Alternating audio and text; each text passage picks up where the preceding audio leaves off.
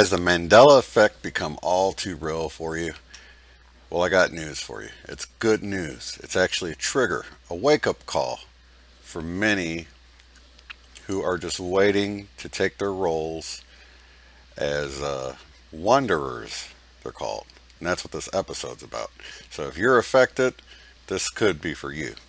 Stay tuned. Wonders, wondrous, the pinnacle of human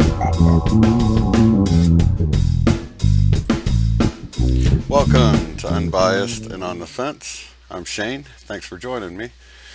Well, I've come across a lot of really cool information, and I wanted to share it with you all.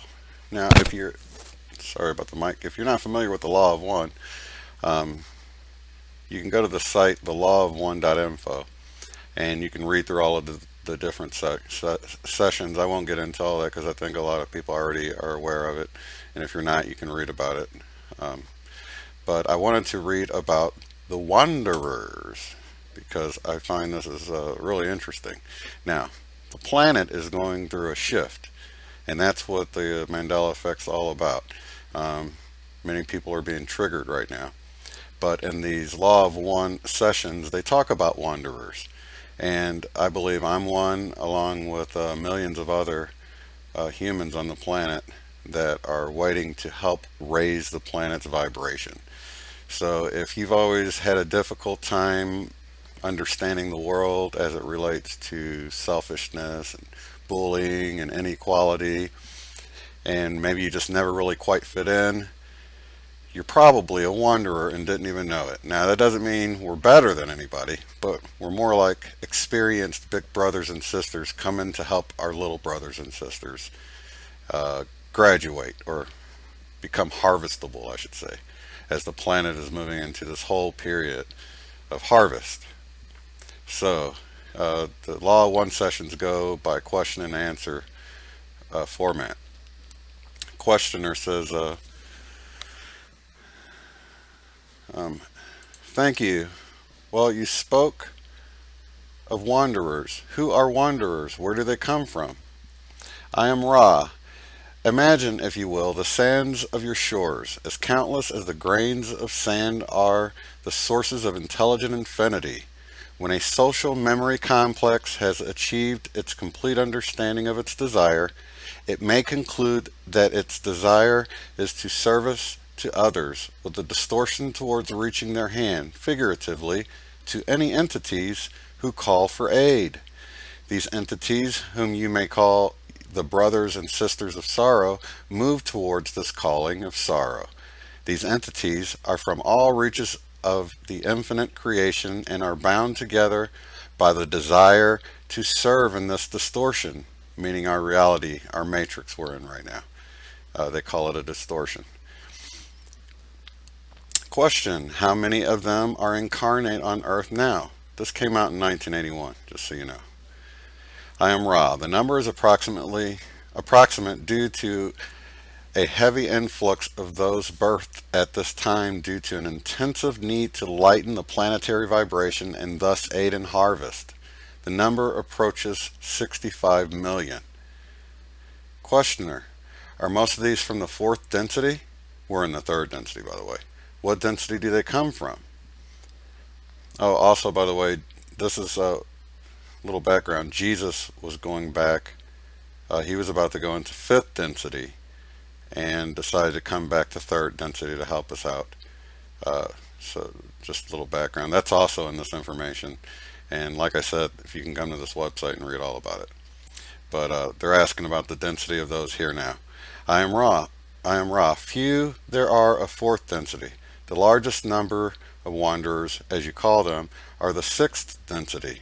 The desire to serve must be distorted towards a great deal of purity of mind and what you may call foolhardiness or bravery, depending upon your distortion complex judgment. The danger of the wanderer is that it will forget its mission, become karmically involved, and thus be swept into the maelstrom from which it had incarnated to aid the destruction. So that's basically saying that the danger here is that people, these wanderers, will incarnate here, forget about their roles, and actually um, help the negative side out. And I think a lot of people have fallen into that, and that's one of the reasons we see this whole Mandela effect occurring.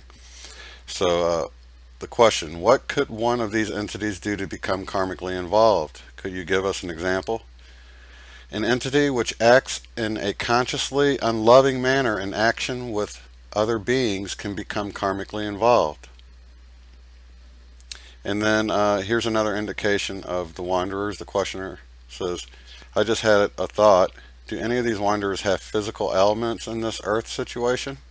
Now check this out. I am Ra. Due to the extreme variance between the vibratory distortions of third density and those of the more dense densities, if you will, wanderers have, as a general rule, some form of handicap, difficulty, or feeling of alienation which is severe. The most common of these difficulties are alienation, the reaction against the planetary vibration of personality disorders, as you would call them, and the body complex ailments indicating difficulty in adjustment to the planetary vibrations, such as allergies, as you call them. Let's see. Okay, so you can go on and read more of this if you want. It's under the 12. I actually clicked on the category of wanderers on the main page here. If you want to read more of that, but I kind of thought that was funny because I had the alienation thing going myself, and so it was pretty neat to hear that. And then I had to also had allergies growing up, hay fever. Um, the other thing, this goes along with the law of one. I'll also leave this link in the description. They have there's biorhythms that go off the date you're born. So you can go to this web address here that I'll leave linked below and put your birth date in, put the target date in, and you can span it out over. It just by default does 30 days. But here we are on the 23rd, and we've got all these categories here. The red is physical, the green is emotional, the blue is intelligence, and the purple is adeptness. So you can see I'm pegged right now in the adeptness. That's sort of your skill level or whatever. And the it tells you, if it's headed up or down. But I found this real interesting. And the funny thing is, on Father's Day, I should have been feeling great, being with my kids and everything, but I just felt down. And when I came and looked at this, I couldn't believe that my emotional level was all the way down around Father's Day. How crazy is that? So, it's I'm just showing you what I found here. You can basically decide how much of it you want to believe yourself, but um, I also found it kind of odd that right around the same time that this other calculator, now this doesn't go off your birth date, this is just the ninth wave calculator from the video I'm about to show you. And this is so neat. Uh, right around here is where we were on Father's Day. So this is like sort of a day and a night, sort of a sine wave or whatever. I'll also leave this link below. It'll be in this video that I'm going to play you a little clip out of. Now you see the ninth wave started. This was the whole Mayan calendar thing. This guy here, Carl Johann Kalaman, he's done extensive research for decades on the Mayan calendar. He knew about the Mayan calendar before anybody else knew anything about it.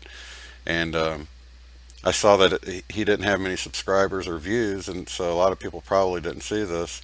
So when one of my subscribers pointed it out in one of the comments, I thought, let me share this with you guys. So I'll just play a little piece of it, but you can see the date of was actually off a little bit, but it was actually more in line with the law of one, because in 81 they said it would be about 30 years before the shift started. And it started, here it was almost exactly 30 years later. So this is all pointing to the same sort of information. You can see this vibration. At this point, the vibration really increases, this ninth wave final vibration. And here, let me play a little clip of this here. But there are 9 waves of creation that have been sequentially activated. And the ninth of these waves is the one that was activated in 2011, and which allows human beings to download a mind of unity. In other words, the way it works is that the different frames of mind that people have had throughout history has come out of downloading holograms that are created through resonance with these different waves. And these different holograms are not the same. So that, if you're in resonance with the fifth wave and the sixth wave, seventh wave, and eighth wave, the holograms that you're downloading are different. And the holograms makes you perceive reality in different ways. They carry, if you like, different kind of filters to filtering out different aspects of reality. And as you filter out different aspects of reality, you start to perceive reality in different ways. You perceive reality in accordance with the filters that you have downloaded. And Now, doesn't that start to sound a lot like the Mandela Effect? Wow, this is really cool. I'm going to leave a link to this video as well. And for those that get impatient, you can actually go to speed and, go 1.5 times. And in a second step, once you perceive reality in a special way. Anyway, it goes a little bit faster that way. Yeah, I was just amazed at a lot of the information I found in there, and I really wanted to share that with you all because between all of this stuff, it's all it's like different perspectives of the same thing that's happening, and the information is great. So go check it out. Links are in the description, and have a good one. Please like and subscribe, and I'll see you in the next one.